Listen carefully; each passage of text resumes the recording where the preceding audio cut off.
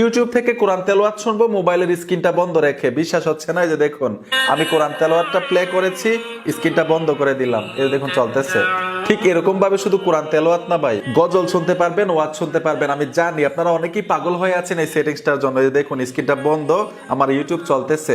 আসেন শিখে আসি কিভাবে মোবাইলের স্ক্রিন বন্ধ রেখে ইউটিউবে গজল শুনবেন, কোরআন তেলাওয়াত শুনবেন এবং ওয়াজ শুনবেন। এর জন্য আপনার মোবাইলে ছোট্ট একটা অ্যাপ্লিকেশন লাগবে। গুগল প্লে স্টোরে চলে আসবেন, সার্চ বক্সে লিখতে হবে ব্ল্যাক স্ক্রিন।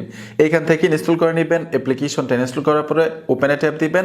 ট্যাপ দেওয়ার সাথে সাথে নিচে দেখুন স্টার্ট লেখা আছে, আপনারা স্টার্টে চলে আসবেন। এই দেখুন স্টার্টে ট্যাপ দিলাম।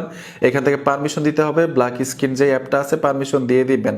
ব্যাক চলে আসবেন, পুনরায় স্টার্টে ট্যাপ দিবেন, অ্যালাউ করে দিবেন। এখন মোবাইলের স্ক্রিনে দেখুন একটা পপ আপ আছে, যে দেখুন পপ আপটা দেখতে পাচ্ছেন।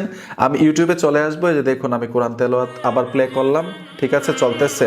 এখন এই কোরআন তেলাওয়াত শুনবো আমি, স্ক্রিনটা বন্ধ থাকবে। যে দেখুন আপনাদেরকে প্র্যাকটিক্যাল দেখাইলাম।